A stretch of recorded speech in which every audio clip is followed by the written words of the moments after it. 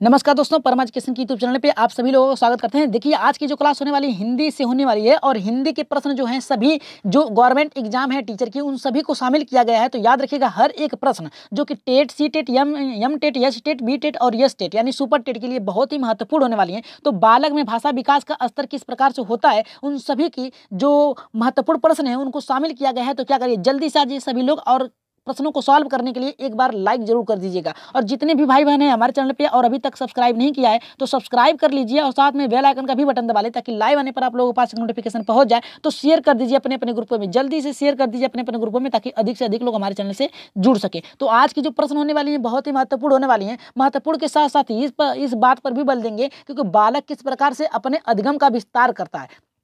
जी सभी लोग आ जाइए जल्दी से। गुड इवनिंग सभी लोगों को, जय माता दी जी। गुड इवनिंग, गुड इवनिंग सभी लोगों को। चलिए देखते हैं प्रश्न हमारा क्या कर रहा है जी। सभी लोग आ जाइए, एक बार शेयर कर दीजिए अपने अपने ग्रुपों में क्योंकि आज के प्रश्न छोटे हैं। छोटे मतलब ये है कि केवल 16 प्रश्न रखे गए हैं लेकिन बहुत ही महत्वपूर्ण तरीके से हम लोग उसे सॉल्व करेंगे। तो आज ये जल्दी से देख लेते हैं पहला प्रश्न क्या कर रहा है। देखिए, पहला प्रश्न ये कर रहा है कि जब शिक्षक बच्चों को नई भाषा सिखाता है तो मातृभाषा उसके शिक्षण कार्य में प्रभाव डालती है। जब बालक को कि कोई शिक्षक, मान लीजिए आप शिक्षक हो गए और उसको शिक्षा दे रही हैं, तो जो बालक है प्राथमिक स्तर का उसको उसके मातृभाषा में शिक्षा देने पे उसके अधिगम पे क्या प्रभाव पड़ेगा। तो पहला देखिए कर रहा है कि मातृभाषा शिक्षण कार्य में बाधा उत्पन्न करती है। देखिए, कोई भी मातृभाषा हो, किसी भी बालक की मातृभाषा हो, अगर उसमें उसको सिखाई जाए तो उसके अधिगम में कोई भी प्रभाव नहीं पड़ती है और बल्कि वो बालक बहुत ही अच्छे तरीके से सीखता है। तो पहला हमारा गलत हो गया। दूसरा करा है कि मातृभाषा के प्रयोग करने से बालक में हीनता, देखिए हीनता नहीं होगी, सहजता पूर्वक अधिक से अधिक सीख सकता है क्योंकि बालक अपने परिवेश में उसी भाषा का प्रयोग करता है। तो उसी भाषा के द्वारा अगर आप उसको शिक्षा प्रदान कराएंगे तो बालक बहुत ही अच्छे तरीके से सीख सकता है। तो ये भी देखिए हमारा गलत हो गया। तीसरा करा है कि बच्चों की को मातृभाषा सिखाने पर नई भाषा नहीं सीख सकते। देखिए, बच्चों को अगर उनके मातृभाषा में अगर उनको सिखा रहे हैं, कोई भी नई चीज सिखा रहे हैं तो बालक बहुत ही अच्छे तरीके से उसको ग्रहण करेगा। जबकि ये हमारा तीसरा का गलत है। राइट आंसर जाएगा चौथे के साथ जाएगा। अगर तीनों गलत हो गए तो राइट आंसर चौथा हमारा होगा। चलिए आगे बढ़ते हैं। यहाँ पे सभी लोग गुड इवनिंग एक बार फिर से बोल रहे हैं। सभी लोगों को जय माता दी। सभी प्रश्नों को सॉल्व करिएगा एकदम माता जी का नाम लेके। चलिए देख लेते हैं यहाँ पे दूसरा हमारा क्या कर रहा है कि मातृभाषा है। देखिए, मातृभाषा क्या है, साधन है। दूसरा करा है साध्य एवं साधन दोनों है। तीसरा करा है कि साध्य है और चौथा करा है कि इनमें से कोई नहीं। तो राइट आंसर यहाँ पे क्या होगा, जल्दी से बताइए कि राइट आंसर होगा। देखिए, जो मातृभाषा होता है ये साध्य नहीं है, ठीक है, साध्य नहीं है, केवल एक साधन है। ठीक है, साधन का मतलब ये है कि बोलचाल की भाषा है। तो दूसरा हमारा कट गया। अब देखिए, साध्य है या फिर साधन, अगर साध्य नहीं है तो हमारा पहला राइट आंसर होगा साधन है क्योंकि आप अपने भावों को एक अपने भाषा के माध्यम से व्यक्त करते हैं दूसरे के समक्ष। जो आपकी मातृभाषा होती है, देखिए हर बालक की अपनी अपनी एक लैंग्वेज होती है, एक मातृभाषा होती है और जो मातृभाषा होती है वो क्या होता है, साध्य नहीं होता, यानी एक अस्थायी नहीं होता है क्योंकि आप समय के साथ परिवर्तन होता है। जो शिक्षण कार्य होता है समय, देश, काल, वातावरण के अनुसार क्या होता है, परिवर्तन होता रहता है। ठीक है, परिवर्तन होता रहता है जिससे क्या होता है कि वो साध्य नहीं हो सकता, तो वो केवल साधन है। ठीक है, तो हमारा देखिए दूसरा गलत हो गया। राइट आंसर जाएगा पहले के साथ जाएगा। नेक्स्ट प्रश्न पे आगे बढ़ते हैं। देखिए, साध्य नहीं होगा।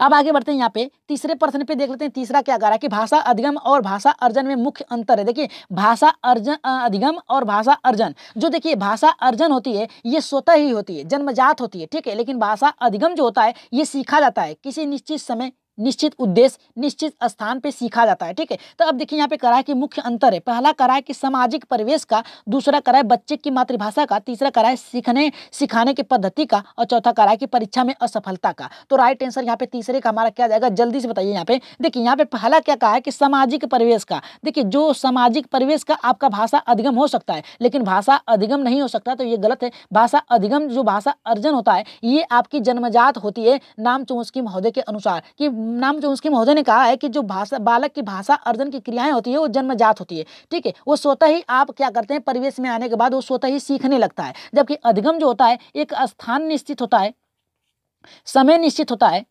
इसके साथ आपका उद्देश्य निश्चित होता है। ठीक है, उद्देश्य के लिए आप अधिगम सीखते हैं। लेकिन जो अर्जन होता है आप चलते चलते भी किसी भी भाषा को सीख सकते हैं, किसी भी जगह को देखकर उसे ज्ञात कर सकते हैं। तो राइट आंसर यहाँ पे जो जाएगा हमारा, यहाँ पे देखिए इसका तीसरे का राइट आंसर जो जाएगा हमारे यहाँ पे तीसरे के साथ जाएगा सीखने सिखाने की पद्धति है। ठीक है, सीखने का मतलब ये है कि बालक अर्जन के साथ सीखता है लेकिन सिखाने का मतलब ये है कि अधिगम के द्वारा सीखता है। तो राइट आंसर जाएगा तीसरे के साथ जाएगा। नेक्स्ट प्रश्न पे आगे बढ़ते हैं। चौथे पे देख लेते हैं चौथा क्या करा है और इसी बात पे एक बार लाइक कर दीजिए सभी लोग, जल्दी से लाइक कर दीजिए जितने लोग हैं। यहाँ पे देखिए हमारा कह रहा है चौथा कि आपकी कक्षा में एक बच्चा पढ़ते समय बीच बीच में वर्णों का गलत उच्चारण करता है तो एक शिक्षक के रूप में आप क्या करेंगे। तो यहाँ पे पहला कह रहा है कि उसको प्रत्येक गलत वर्णों को बार बार रोकेंगे, मतलब जब बालक प्रत्येक वर्ण को पढ़ता है जहां पर भी पढ़ रहा है उसको रोक देंगे।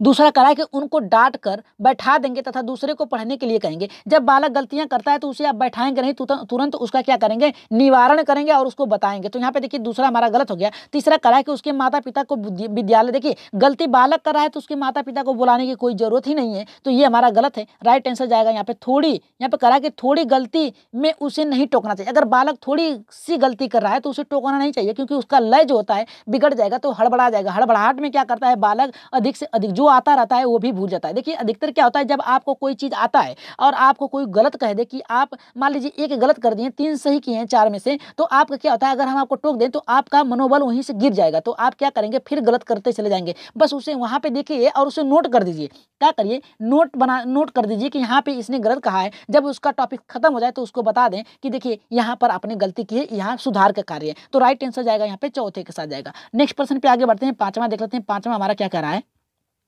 देखिए पांचवा ये करा है कि जब तक श्यामपट्ट पर कार्य कर रहे हैं, मतलब ये है कि आप एक शिक्षक हैं और श्यामपट्ट पर कार्य कर रहे हैं, तो एक बच्चा पीछे से आंख बार बार रगड़ते हुए श्यामपट्ट की ओर देखने की कोशिश कर रहा है, तो आप क्या करेंगे। मतलब ये कि आप पढ़ा रहे हैं और एक छात्र जो है पीछे से बार बार अपनी आंख को रगड़ रहा है, रगड़ने के बाद श्यामपट्ट की ओर देख रहा है, तो आप एक शिक्षक के तौर पर क्या करेंगे। पहला करा है कि उसकी दृष्टि कमजोर है इसलिए उसको आगे बैठने के लिए कहेंगे। दूसरा करा है कि उसके अभिभावक बुलाकर बताएंगे कि आपके बच्चे की जो आंखें हैं उसका इलाज करवाइए। और तीसरा करा है कि उसे उस वक्त क्लास में बैठाकर उसे उस क्लास में बैठने के दृष्टिबाधित बालकों के बीच बैठने के लिए कहेंगे। और चौथा करा है कि उसकी आंखों को रगड़ने का कारण पूछेंगे। उसके बाद श्रेणी के अनुसार, जिस श्रेणी में आता है उसके अनुसार उसको कार्य करेंगे। तो राइट आंसर यहाँ पे क्या होगा, जल्दी से बताइए। पहला होगा, दूसरा, तीसरा, चौथा, आप क्या करेंगे एक शिक्षक के तौर पर। जी राइट आंसर जाएगा यहाँ पे हमारा चौथे के साथ जाएगा पांचवें का।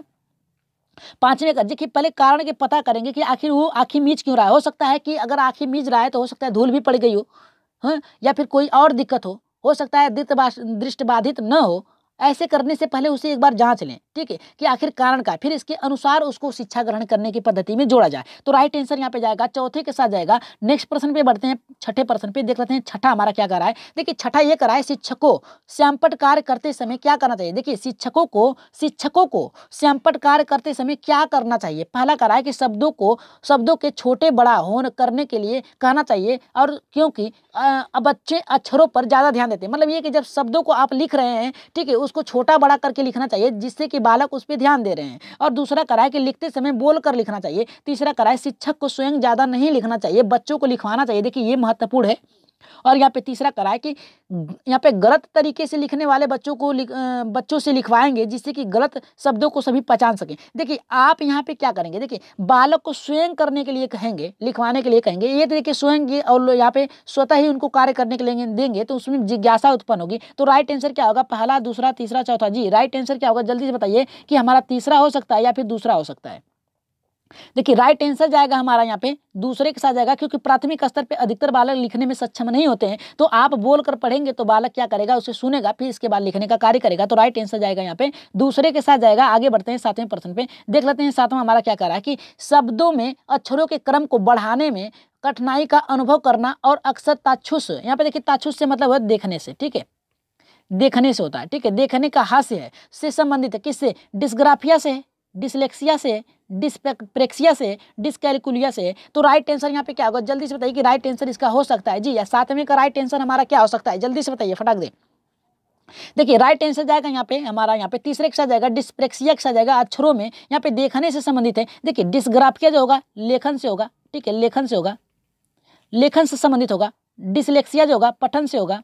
और डिसकैलकुलिया जो हो गया यहाँ पे गणित से हो गया, गणितीय क्षमता यानी संख्याओं से हो गया। और डिस यहाँ पे जो आ गया ये देखने से होगा, ठीक है, देख कर लिखने से होगा। तो राइट आंसर जाएगा यहाँ पे तीसरे के साथ जाएगा। नेक्स्ट प्रश्न पे आगे बढ़ते हैं। जी नेक्स्ट प्रश्न देख लेते हैं। नेक्स्ट प्रश्न हमारा यहाँ पे क्या कर रहा है जी,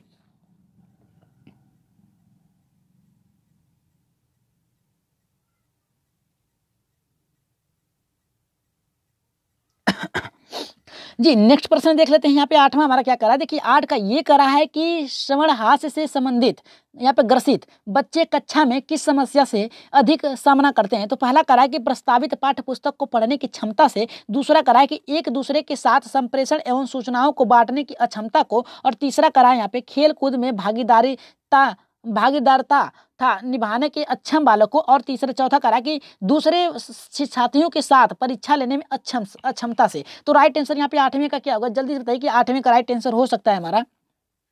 देखिए सामना किससे करते हैं, श्रवणान यानी सुनने से। अधिक बालक नहीं सुन सकते हैं, वो ग्रसित बालक है, सुनने से ग्रसित बालक हैं। तो कक्षा में किस समस्या का सामना कर सकते हैं, तो श्रवण में होता है सुनना, याद रखिएगा सुनना। हम सुनने वाले नहीं हैं, ठीक है, ये सुनने वाला है, हमारा नाम है तो हम नहीं सुनने वाले हैं, क्यों किसी का नहीं सुनने वाले। तो यहाँ पे देखिए हमारा ये करा है कि प्रस्तावित पाठ्य पुस्तक को पढ़ने की क्षमता से, और दूसरा करा है कि एक दूसरे के साथ संप्रेषण। देखिए संप्रेषण अगर आप सुनेंगे ही नहीं तो संप्रेषण काल बाधित होगा, बीच में ही कट जाएगा, ठीक है। तो आपका संप्रेषण जो आपका विकास है रुक जाएगा। तो राइट आंसर जाएगा दूसरे के साथ जाएगा। नेक्स्ट प्रश्न पे आगे बढ़ते हैं। यहाँ पे देख लेते हैं 9वां हमारा क्या करा है। देखिए 9वां ये करा है कि मौखिक रूप से सीखने की असक्तता है। देखिए मौखिक रूप से यहाँ पे करा है सीखने की असक्तता किससे है, यहाँ पे डिसलेक्सिया से, डिस्फेजिया से, डिस्प्रेक्सिया से, डिसकैलकुलिया से। तो यहाँ पे मौखिक यानी मौखिक का मतलब है बोलने का, ठीक है, बोलने से संबंधित हो गया। पहले प्रश्नों को देख लीजिए, बोलने है, बोलना, सुनना, कहना, क्या करा है, जोड़ना, घटाना। तो इसका राइट आंसर क्या होगा, जल्दी से बताइए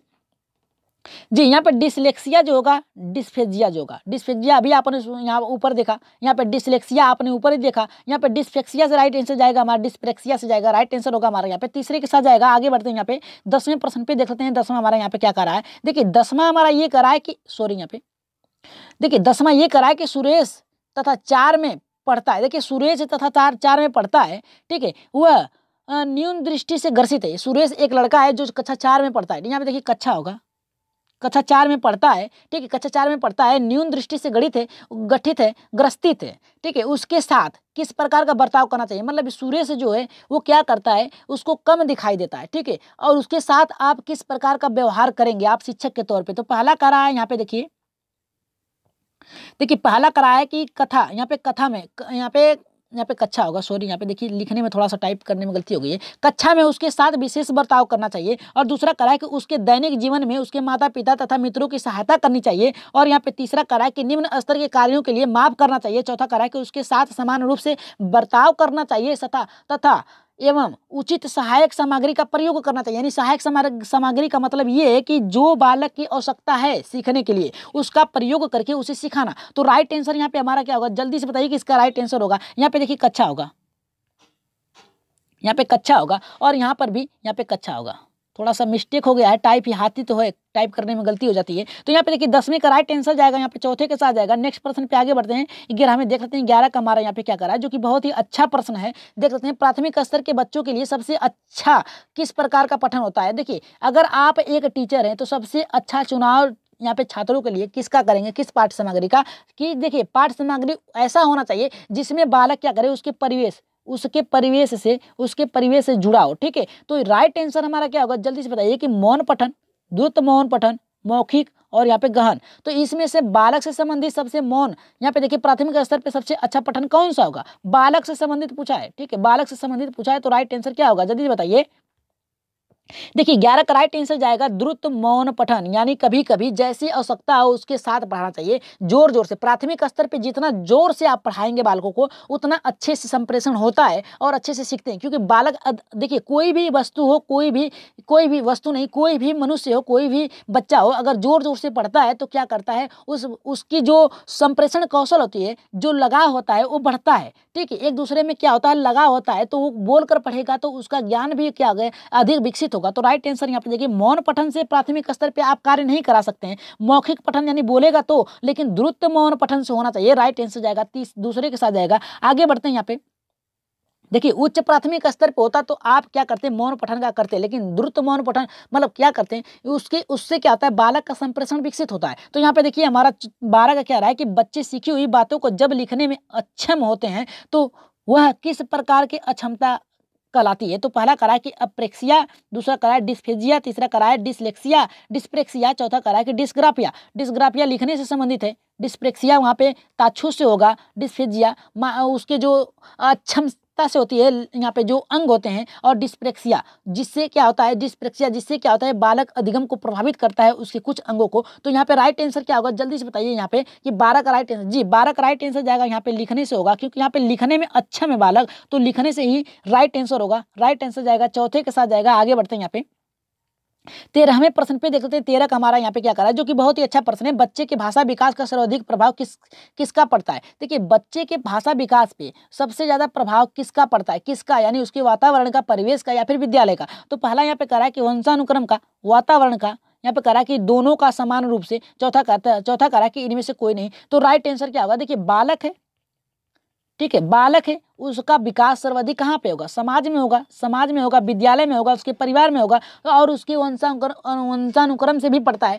जैसे होते हैं दादा दादी, उनके नाना नानी, उसका गुण थोड़ा थोड़ा आ जाता है। तो राइट आंसर यहाँ पे 13 का जो होगा हमारे यहाँ पे वातावरण के साथ जाएगा। वातावरण यहाँ पे बच्चे के भाषा विकास से पूछा है, न कि उसके गुण से पूछा है, तो भाषा विकास सीधे सीधे जाएगा यहाँ पे, वातावरण के साथ जाएगा, वंशानुकरण नहीं। क्योंकि बालक, अगर आप मान लीजिए आपके दादा दादी भले ही पढ़े लिखे हो, माता पिता भले ही पढ़े, लेकिन आपका परिवेश, अगर देखिए परिवेश जो है अगर अनपढ़ है, ठीक है, तो उसको कुछ नहीं जाता, उसमें छोड़ दीजिए। देखिए आपका बालक भी क्या होगा, भेड़ बकरियों की तरह हो जाएगा, उसको भी कुछ नहीं आएगा। अधिकतर पर या सर्वाधिक, देखिए सर्वाधिक की बात किया है, ठीक है, सर्वाधिक की बात किया है, न कि प्रभाव पड़ता है। अगर प्रभाव पड़ता, बच्चे के भाषा विकास पर केवल प्रभाव पड़ता, तो आप वंशानुक्रम और वातावरण दोनों मान सकते हैं। लेकिन यहाँ पे पूछा है, देखिए बांट दिया है, सर्वाधिक यानी 2 क्रम है, याद रखिएगा 2 क्रम है, एक तो आपका वंशानुक्रम है, एक तो वातावरण है। तो यहाँ पे कहा है कि सर्वाधिक, यानी इन दोनों में से पहले पे पड़ेगा या दूसरे का। सर्वाधिक किसका प्रभाव पड़ता है, तो वातावरण का पड़ता है। यानी इसने देखिए 2 खंडों में बांट दिया है, सर्वाधिक कर दिया है। यानी यहाँ पे सर्वाधिक अगर नहीं होता तब आप दोनों को मान सकते थे समान, लेकिन सर्वाधिक माना है, सर्वाधिक यानी किसी एक पे पूछा है, तो एक पे पूछा है, सर्वाधिक कर दिया, तो एक पे पूछा, तो राइट आंसर वातावरण पे जाएगा। आप ये दो, तीसरा जिनका है गलत एकदम है, याद रखिएगा। सर्वाधिक कर दिया है, ये नहीं कहा है कि केवल, या केवल भी कहता तब भी जाता। सर्वाधिक का है यानी किसका कम पड़ता है, किसका अधिक पड़ता है। तो अधिक किसका पड़ता है, तो वातावरण का पड़ता है, कम वंशानुक्रम का पड़ता है। तो राइट आंसर दूसरे के साथ जाएगा। आगे बढ़ते हैं यहाँ पे 14वें प्रश्न पे, देखते हैं 14 का क्या कर रहा है। देखिए 14 का भी अच्छा प्रश्न है, कह रहा है कि भाषा शिक्षण के संदर्भ में कौन सा कथन सही नहीं है। देखिए यहाँ पे नहीं की बात किया है भाषा शिक्षण के संदर्भ में। पहला करा है भाषा सीखने में अन्य विषयों का अध्ययन अध्यापन सहायक होता है। देखिए बहुत ही अच्छी बात कहा है कि भाषा सीखने में विषयों का अध्ययन अध्यापन सहायक होता है। दूसरा करा है भाषा सीखने में भाषा अधिक, यहाँ पे अधिगम में अंतर होता है। और यहाँ पे तीसरा करा है कि भाषा शिक्षण में केवल भाषा की शुद्धता पर ही बल दिया जाता है। देखिए केवल बल दिया है, देखिए केवल शब्द दे दिया है। हमने कई बार आप लोगों को बताया कि पॉइंट तुरंत पकड़िए, उसको वहाँ पे होल्ड पे रखिए। और चौथा करा समृद्ध भाषा प्रवेश अर्जित करने में सहायक होता है। देखिए ये भी सही है, दूसरा भी सही है, पहला भी सही है। राइट आंसर जाएगा हमारे यहाँ पे तीसरे के साथ जाएगा। जहां पर भी केवल दिया है तुरंत आप काटिए, बिना समझे, या तो सही करिए या तो काटिए, ठीक है। भले ही फाड़ दीजिए पेपर आप लोग सीटेट में, लेकिन सही करिए, वैसे फाड़िएगा मत, क्योंकि फाड़ेंगे तो आप ही का नुकसान होगा। यहाँ पे देखिए 15 का हमारा करा है कि पठन कौशल का विकास करने में सहायक है, यहाँ पे आवश्यक है। पहला करा है कि बच्चों का द्रुत गति से पढ़ने के लिए बाध्य किया जाना है। और यहाँ पे देखिए, यहाँ पे क्या कर दिया है, देखिए बाध्य कर दिया है, यानी उसे बांध, यानी उस पर दबाव डालने की बात किया है, जो कि गलत है। पहले ही काटते चलेंगे हम लोग, ठीक है। यहाँ पे देखिए पहला गलत हो गया। दूसरा करा है बच्चों को शब्दार्थ जानने के लिए देखिए फिर बाध्य किया है, तो ये भी हम काट देंगे। तीसरा करा है बच्चों को बोल बोल कर पढ़ने के लिए निर्देश देंगे। अब देखिए यहाँ पे निर्देशन की बात क्या है, किसी के द्वारा भी निर्देशन हो सकता है। और कह रहा है कि चौथा कि बच्चों को भिन्न प्रकार की विशेष सामग्री, आप कितनी भी सामग्रियां उपलब्ध करा दें, जब तक आप उसे अधिगम के लिए प्रेरित नहीं करेंगे, रुचि के अनुसार नहीं करेंगे, तब तक बालक सीख नहीं सकता। और ये प्राथमिक स्तर की क्लास चल रही है। आप क्या करिए, बालक जितना लंबा है उतना गाज दीजिए उसके सामने पुस्तक, भले ही कितना ही गाज दीजिए, कितना भी ला के दे दीजिए, पढ़ो, कितना पढ़ोगे पढ़ो अब, लेकिन क्या करेगा, वो उब जाएगा। लेकिन यहाँ पे क्या करना चाहिए, निर्देश देना चाहिए। भले ही एक ही पुस्तक हो, लेकिन निर्देश देंगे तो क्या होगा, वहाँ पे बालक का अधिगम जो होगा सामान्य होगा। तो राइट आंसर तीसरे के साथ जाएगा। नेक्स्ट प्रश्न पे आगे बढ़ते हैं।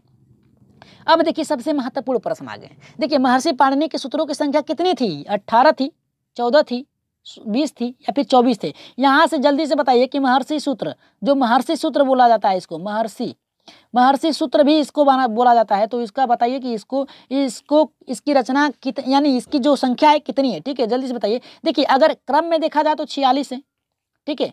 तो अगर इसमें पूछा जाए सूत्रों की संख्या कितनी है, तो कितनी है, अयुड़ रिलिक हैवरट लड़ यम गणनम जब जब गणदस, ये सब है, इसको आप रट लीजिए, आपको 2 नंबर मिलेंगे। ठीक है, इसकी क्लास में अगली चला दी जाएगी उसको व्याख्या के साथ। लेकिन यहाँ पे बताइए कि महर्षि पाणिनि, यहाँ पे पाणिनि के सूत्रों की संख्या कितनी है? तो 18 है, 14 है, 20 है या फिर 24 है जी। इसकी राइट आंसर क्या होगा? आप लोग कहाँ बताएंगे इसका राइट आंसर? कमेंट में बताएंगे। ठीक है, लास्ट प्रश्न था, कमेंट में बताइए। और अभी आप लोग बताइए कि कितना आप लोगों ने प्रश्न को सही किया, तुरंत बताइए कि कितना सही किया। और जो भाई बहन हमारे चैनल पे नए हैं, अभी तक हमारे चैनल को सब्सक्राइब नहीं किया, तो परमा एजुकेशन चैनल को सब्सक्राइब करने के साथ साथ क्या करिए, तुरंत क्या करिए, शेयर कर दीजिए अपने अपने ग्रुपों में और अपने एक एक भाइयों को जोड़िए और उनसे ही यहाँ पे लाइए क्लास में और उनसे कंपटीशन करिए। चलिए देखते हैं आपका कितना सही होता है, हमारा कितना सही होता है, तब आपका मुकाबला होगा अच्छे तरीके से। और रेगुलर यहाँ पे 9 बजे से एक ही क्लास चलती है, वो भी बहुत ही अच्छे तरीके से चलती है आप लोगों के सहयोग के अनुसार। तो उत्तर नीचे दिए गए हैं, देख लीजिएगा। लेकिन इसका उत्तर आप लोग बताइए कि महर्षि पाणिनि के सूत्रों की संख्या कितनी है? 18, 14, 20, 24। तो आज की क्लास आप लोगों को कैसी लगी? एक बार क्या करिए, लाइक के साथ साथ सब्सक्राइब और शेयर जरूर करिएगा। तो आज के लिए इतना ही, अगले क्लास के लिए इजाज़त दीजिए, तब तक के लिए धन्यवाद, गुड नाइट, जय माता दी।